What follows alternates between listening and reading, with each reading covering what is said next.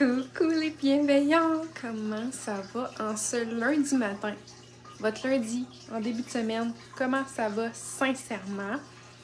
Donc j'aime bien quand je demande cette question-là, le sincèrement après, puisque c'est une question assez rhétorique qu'on demande par habitude, mais je vous le demande sincèrement pour vraiment être conscient de ce qui se cache derrière. Et c'est d'ailleurs mon sujet d'aujourd'hui que je veux vous parler. Donc, vous avez peut-être vu en story ou que j'étais en formation encore ce matin. Et le CPA Canada a donné la clé. Si vous vivez, que ce soit dans votre vie personnelle ou professionnelle, un manque de motivation, que vous voyez qu'il y a beaucoup de conflits ou qu'il y a un manque de clarté, cette clé-là, quelle est-elle? C'est la clé que vous devez avoir et vous allez voir aussi que ça tourne toujours autour de ça. C'est une clé d'intelligence émotionnelle, c'est une clé d'auto-réflexion. Donc tout souvent va rapporter à prendre du recul. Ça va avoir un lien avec ça. Pourquoi? Ben parce que c'est une sorte de contrôle tout le long de notre vie qu'on nous a dit de pas réfléchir, de pas trop y penser, de faire métro boulot dodo parce que c'est ça qui rapporte à notre pays, à notre côté occidental. Mais ces 4 piliers-là, en fait, vont vous permettre d'avoir plus de plaisir, plus de motivation, plus de légèreté, plus de compréhension. Vous allez avoir une ouverture plus grande. Donc, ces 4 piliers-là de cette clé-là, c'est la conscience de soi. Allô, Kathleen? Donc, la conscience de soi, c'est d'être à l'écoute de son dialogue intérieur et de ne pas le tasser, de prendre soin de soi. Donc, on veut que les autres nous écoutent, il faut commencer par s'écouter soi. Pourquoi qu'on est contrarié, peut-être qu'on pense aussi qu'on est quelqu'un de facile, mais que nos collègues pensent le contraire. Donc, c'est intéressant d'aller voir pourquoi, puis est-ce que c'est une perception, une projection des autres. Après ça, c'est la maîtrise de soi. Donc, une fois qu'on comprend ça, ça va être important de venir le maîtriser, de venir, comme on dit souvent dans les lives ici, de changer son environnement autour de soi et non soi pour l'environnement. Donc, c'est prendre l'engagement d'améliorer ça. Vous voulez une belle vie, donc il faut s'engager, poser le premier pas, sortir de sa zone de confort pour s'aligner vers les possibilités. C'est vraiment une façon d'agir qui va être différente. Il faut être prêt à dire que la situation que vous vivez présentement, c'est plus inconfortable que le changement que vous allez faire, que les sorties de zone que vous allez faire. Une sortie de zone, ça peut être simplement de prendre un autre chemin pour vous rendre à votre travail.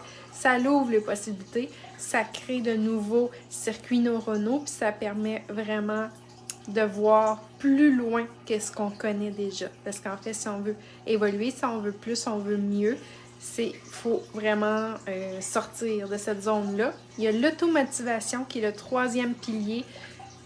Pour avoir le pouvoir d'inspirer et d'encourager les autres, il faut être motivé. Il faut savoir, nous, c'est quoi qu'on aime, c'est quoi qui nous permet de se lever le matin. Donc, s'exercer à voir c'est quoi nos objectifs, selon notre vision, notre mission, c'est où qu'on s'en va. Parce que si on s'en va tout droit, puis on sait pas c'est quoi notre destination, qu'est-ce que c'est notre vie de rêve, ben on risque de s'éparpiller, on risque d'être vraiment encombré, de vivre des choses inconfortables. Donc, il faut vraiment savoir ces choses-là. Et le 4e pilier de cette clé-là, en fait, c'est l'empathie. Donc, c'est vraiment une qualité essentielle pour s'élever en tant que leader. Et en tant que leader, soit en tant que parent, avec ses amis, en tant qu'employeur. Donc, leader, c'est vraiment simplement quand on veut mener de front quelque chose. Donc, vraiment, on le met en place pour soi et pour autrui. C'est le côté bienveillant pour soi aussi. Donc, voilà pour ça. Et aujourd'hui, je trouvais que ça faisait un beau lien puisqu'on a parlé de la bienveillance et de la place de la colère. Que, comme je vous ai dit, toute notre vie, on nous a appris à rester dans un certain cadre, que les émotions perçues négativement comme la tristesse, la peur, la colère, c'était négatif. Mais en fait, dans la masterclass aujourd'hui avec Annick Vachon, notre experte, on est venu tout démystifier ça. c'est quoi la place de la colère, entre autres? À quoi qu'elle nous sert? Puis pourquoi qu'elle est positive et non négative? Est-ce que vous savez aussi faire la différence entre la colère et l'agressivité? Puis qu'est-ce que ça peut nous apporter dans notre vie personnelle et professionnelle de savoir ça? Donc, c'était vraiment intéressant de faire le parallèle aussi avec nos schémas répétitifs dans notre vie.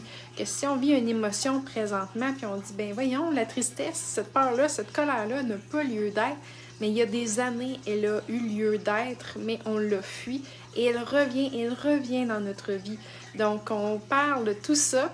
Puis si vous voulez savoir aussi tout le reste qu'on ne nous a jamais dit, puis que le savoir, ça ne serait plus léger dans notre vie, bien, je vous ai mis le lien dans ma masterclass gratuite tout le long du mois de mars. Il y a du contenu, des valeurs, des experts qui vont venir.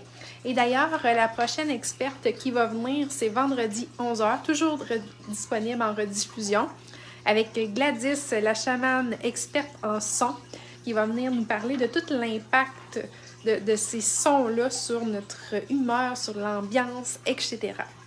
Donc, je vous souhaite une très belle semaine et on se voit dans la masterclass. Bye!